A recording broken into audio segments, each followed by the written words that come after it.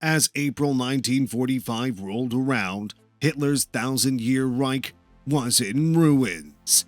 Nearly a year after their first assault in Normandy, the Allied troops were able to cross into Germany. The city was being bombarded by Soviet troops, and by April, Adolf Hitler killed himself in his fortress bunker.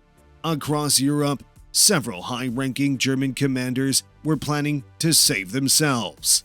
Many intended to escape with the loot stolen from the millions of people who died in the concentration camps and from the looted assets of seized nations. Some greedy Hungarian military leaders devised a plan to steal millions of dollars worth of gold, diamonds, and other valuables from Holocaust victims. With it, one of the most intriguing and audacious episodes of World War II was born: the mystery of the Hungarian gold train. By the end of the war, 200,000 Hungarian Jews remained alive. They had lost everything, just like their countrymen, to the Nazi occupiers and the puppet Magyar government. Hungary's fascist regime had millions of dollars worth of treasures in its hands, all of which had been stolen from its people. As the end of the war grew closer, the authorities of the Hungarian government devised a daring plan to move these riches from the nation and hide them from the rapidly approaching Red Army. On April 5, 1944, Hungary was conquered by the Red Army, and immediately thereafter, plans were stepped up to pack up and move the loot. A massive train of 24 cars packed with the seized riches, 15 more cars housing police and chosen army officials to protect the train, a good amount of food supplies, and lastly, 7 cars carrying miners, with Switzerland as their eventual destination. The train had 46 carriages in all, with a total of 213 persons on board. The Golden Train was about to go on a voyage that would become the source of myths and legends. Colonel Arpad Toldy was in charge of the Gold Train. Politically, he was very anti-Semitic and anti-Soviet. He also supervised the confiscation of the Jews' personal property and nominated his people to all of the local positions of power within the government. Eventually, he was promoted to the position of Commissioner of Jewish Affairs. With Soviet forces closing in on him, Toldy started the tedious task of preparing the gold train for departure. In his mind, the riches rightfully belonged to the Hungarian state, even though they were stolen from the nations that the Nazis had conquered. Hundreds of men toiled for months during the summer, fall, and winter of 1944 to prepare the stolen property for its journey. Toldy divided the cargo into 2 portions of the train. First, trucks were put on the train and were used to store the most expensive items, mostly gold and gems. The remaining loot was put on a primary portion of the train. At the end of December 1944, the gold train was finally prepared to leave the station. Just a few days before Christmas in 1944, the gold train set off on its voyage. Its first destination was in the village of Zira, about 200 kilometers from Budapest. There, more Jewish wealth and diamonds stored at the adjacent Obania Castle were put on the train. A week later, the gold train reached Brenberg Banya. Along the way, it made stops in several different small towns and villages where more gold and other valuables in the Nazis' warehouses were loaded onto the train. During the 92 days that the gold train was stationed at Brenberg Banya, the cargo was carefully counted and organized into a variety of different categories. The items were separated into categories like precious stones and jewelry, artifacts made of gold and silver, gold coins and watches, silver and furs, and precious stones and furs. In the spring of 1945, when the second leg of the journey of the gold train began, the war was coming to an end, and the second journey of the train started. Toldy was afraid that the Soviets were on the hunt for his treasure-laden train, so he resorted to a daring bet to try to keep the contents of the train out of their grasp. As the train inched closer to the Swiss border, he planned to start a strategy in which he would often stop the train and start selling off a portion of the cargo to the guards on board, as well as the locals who lived along the route. Toldy planned a double cross to protect himself and his family at the cost of the rest of the crew and passengers on the gold train. The events that took place on the train were about to shift into high gear. Toldy, his family, and a few loyal subordinates fled the train on the night of March 30, 1945, taking most of the treasure with them. But his deputy, Laszlo Avar, continued to the Swiss-Austrian border. He didn't purposely stay behind. He was tricked by Toldy, who told him that the choice he had just made was a strategic one and that he would see him later. To Avar's surprise, forces of the Red Army were just 16 kilometers away. Toldy and his family moved to the border between Switzerland and Austria at the beginning of April 1945. At that time, the end of the war in Europe was only a few weeks away, and during that time, Toldy and his family had racked up more valuables in addition to those that they had already stolen from the train. When Toldy and his group sought to enter Switzerland, the Swiss authorities turned them away. Toldy's situation was becoming more grim by the day, and he needed to find a means to get into Switzerland before the Soviets could get their hands on him. At this point, he sought help from an SS officer named Wilhelm Hodel. Hodel collaborated with another con artist, Friedrich Weston, who was also an Austrian but had no restrictions on his travels and visited Poland, Romania, Italy, and Yugoslavia. In February of 1945, Weston established covert communication with Alan Dulles, who was serving as a station head for the American OSS in Bern. Weston was the man who served as a go-between for Hodel in his dealings with the OSS. However, with time, the OSS began to cooperate directly with Hodel, although the precise nature of their collaboration remains unknown. The Toldy story goes on. He got false passports from Weston. In exchange for their services, Hodel and Weston were given 4 boxes filled with valuables as their share. By May 1945, Hodel and Weston disappeared. Their trail had grown cold, at least temporarily. The newly established Hungarian government made efforts after the war to locate Toldy, and investigators uncovered some fascinating facts in the process. The personal file of Toldy was nowhere to be found at the Hungarian Ministry of Defense. There were rumors that he was in Innsbruck, Austria in 1947, but such rumors could not be confirmed. After the war, charges were brought against him for the forceful deportation of 4,000 Hungarian Jews, and the government in the post-war period requested that he be extradited.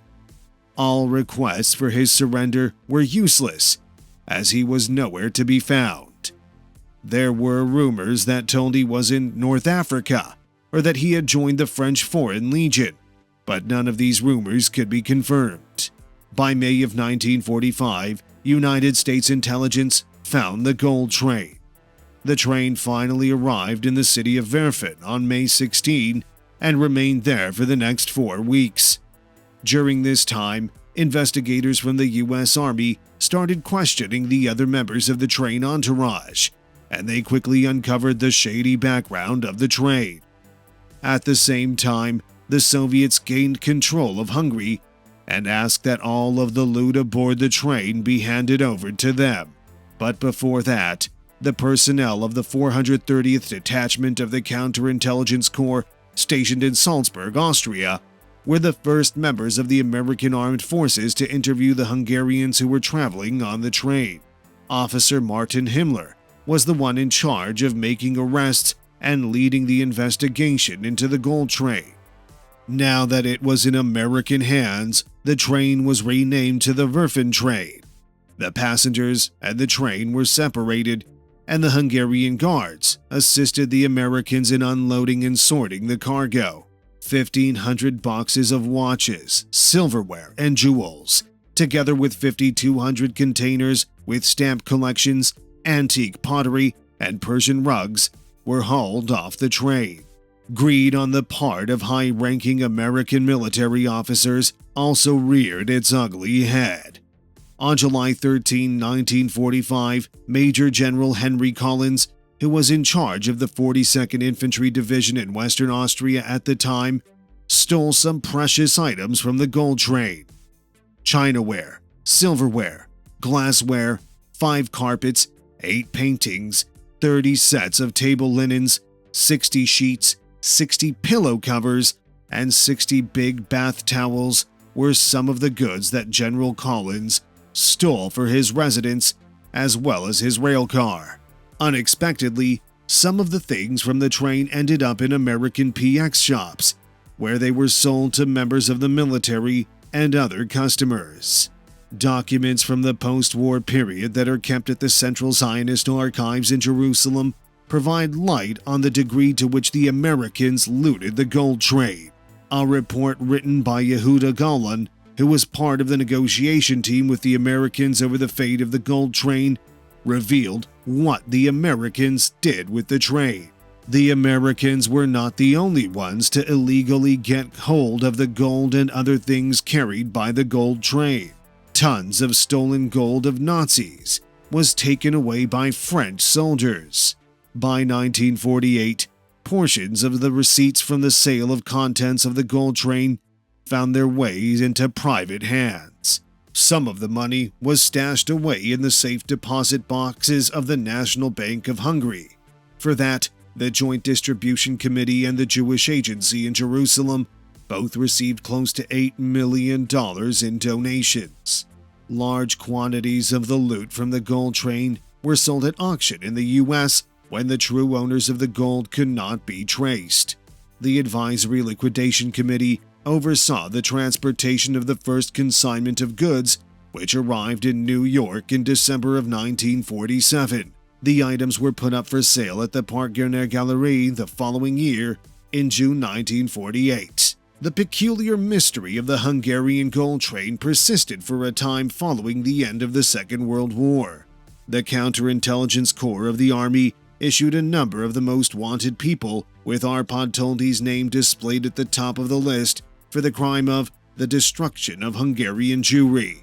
Toldi, who was well aware that he was a wanted man, made contact with a French army official by the name of Colonel Henry Young and made a fake story that he had been given the mission to guard the gold train from the Soviets. He informed Young of the locations of a variety of spots in the French zone that had treasure from the gold train.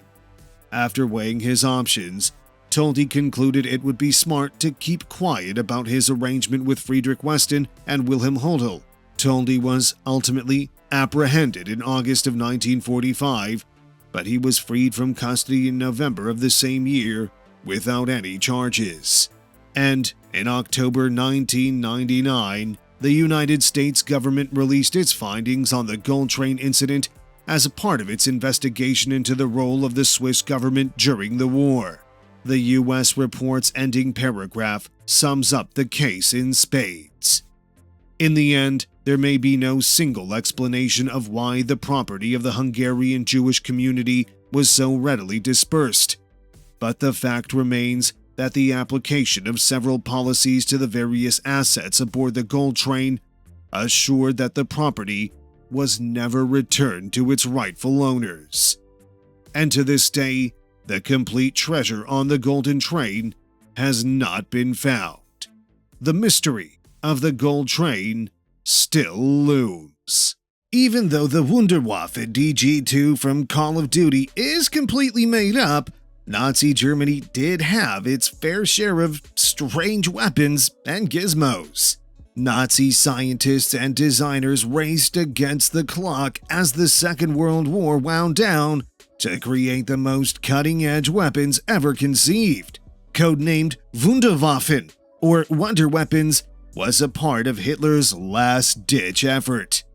From the Vampir to the Fire Lily to the Sun Gun, these outlandish Nazi weapons would have been devastating if they'd ever seen much action.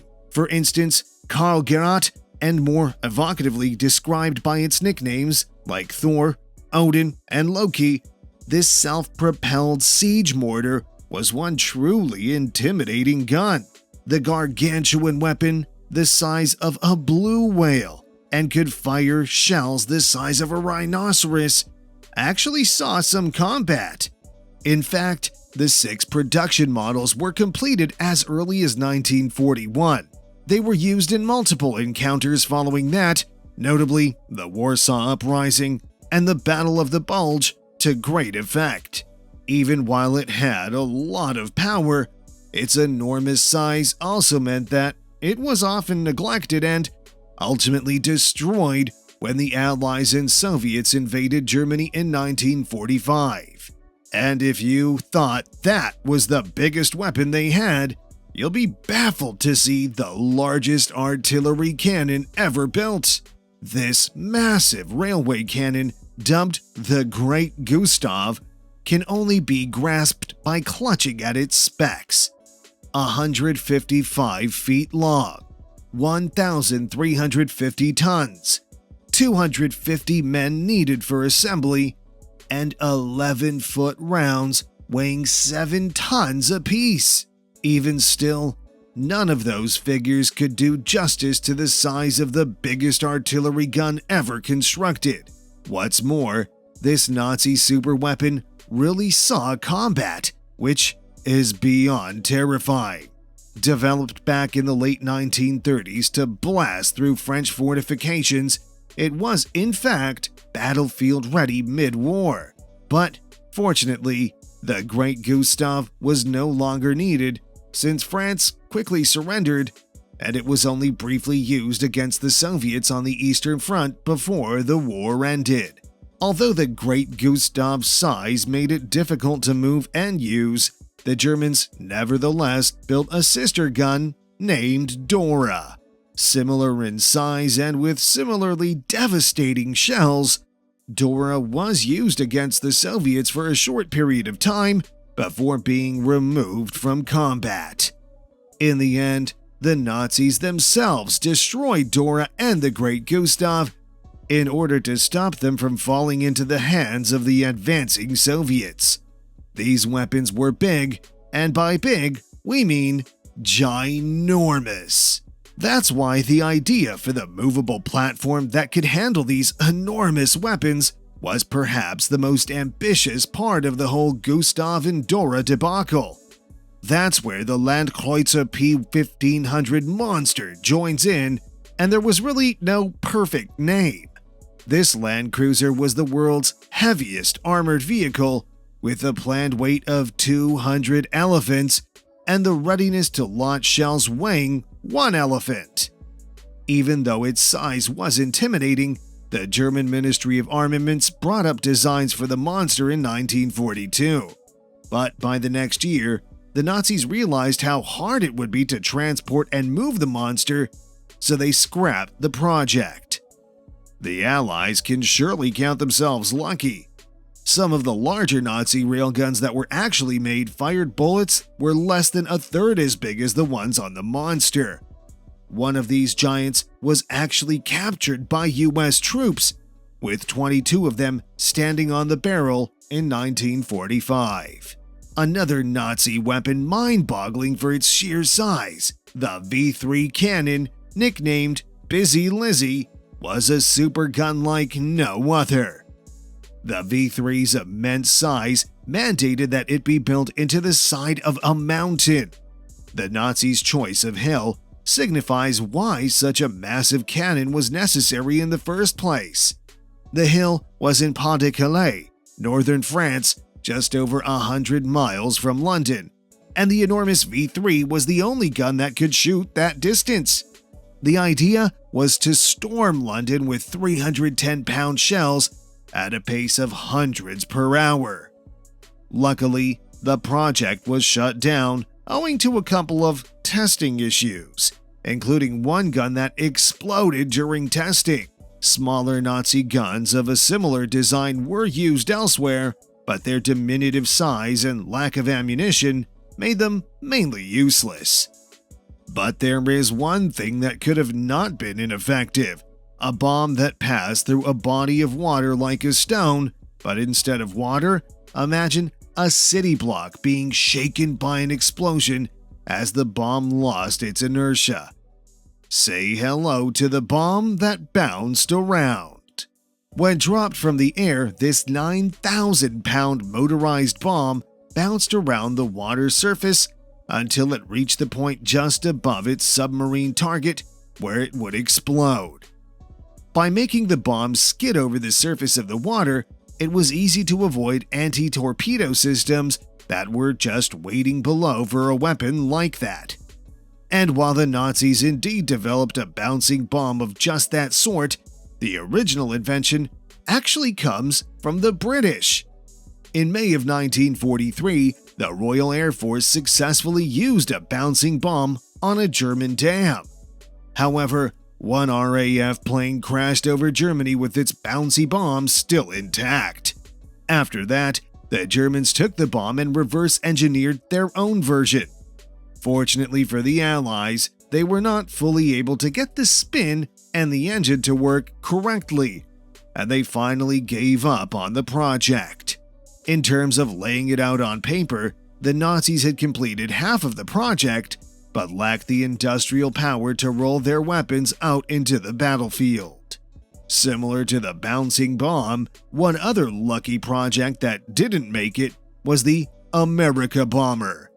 According to Albert Speer, Minister of Armaments and War Production, as well as Hitler's confidant, the Führer was obsessed with the idea of seeing New York City in flames. For this, Nazis were already experimenting with the plan to build aircraft that could cross the Atlantic and tear down the United States even before World War II had even begun.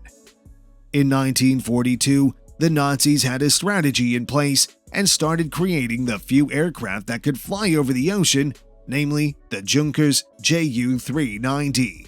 Late in 1943, a test version of the aircraft successfully completed its maiden flight, but war-torn Germany in 1944 was unlikely to successfully mass-build the aircraft, so the project was ultimately scrapped.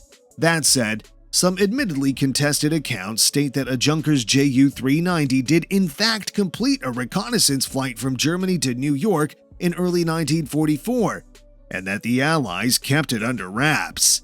Joining the Junkers Ju-390 in the America Bomber stable was the Messerschmitt Me-264. The 264, like the 390, was a formidable craft built to shake up New York City like nothing else. However, much like the 390, the 264 made it past the prototype stage, only succumbing to its demise. If any of the America bombers had been fruitful towards becoming operative, Hitler's ultimate ambition was that they would have been able to destroy the United States, not just with conventional bombs, but also with nuclear weapons. Of course, the Nazis never built an atomic weapon. Even yet, they would have gotten dangerously close if just a few things had gone their way. In fact, nuclear fission, the key process behind the world's first atomic weapons, was originally the work of German scientist Otto Hahn in 1938. As soon as the Nazis realized they had an advantage over the rest of the world, they began working on ways to weaponize their newfound knowledge. Nevertheless, the Nazis sealed their own doom, since their rule forced many of the experts required for such a project to leave the nation and wartime necessities forced resources to be diverted elsewhere. Finally, after Germany's surrender in 1945, American and Soviet forces picked away whatever Nazi nuclear project workforce or supplies they could find. If a nuclear weapon was no longer an option, they planned to engage their rivals head-on with the aerial rammer. The Allies were regularly bombing German towns in the latter stages of the war, and this became a big issue for the Nazis. So, The Nazis came up with a deadly, though ill-advised answer to the problem by ramming the aircraft. This is exactly what the Zeppelin rammer was intended to do. Using its steel-edged wings and special ramming front, it would fly straight for the wings and tails of Allied bombers, hoping to bring them down while still being intact itself, which may or may not have been actually possible. Such a weapon could have solved the Nazis' big problem. An order for prototypes was placed in 1945. But the Allies blasted the factory, destroying the prototypes and guaranteeing the project's demise. Wunderwaffe has a lovely ring to it even when translated from the original German, but the Nazis' use of this term in World War II was a far cry from reality. Nazis invented dozens of new weapons that no other nation in history could have dreamt of, and history might well have taken a different turn if the Nazis had been able to finish or at least consistently build these weapons on a wide scale. But most of the time, Hitler's reach was much bigger than his grasp. Despite the fact that these experimental wonder weapons saw little to no action, the what-ifs they might have caused still fascinate us to this day. They are now relics from a time before nuclear weapons, military satellites, and advanced computer circuitry. A time when you had to put a man inside a missile to guide it to a target, and when having the strongest arsenal meant having the biggest gun. Even if the Nazis didn't always succeed in having the biggest gun, literally and figuratively, they definitely tried and frequently came uncomfortably close.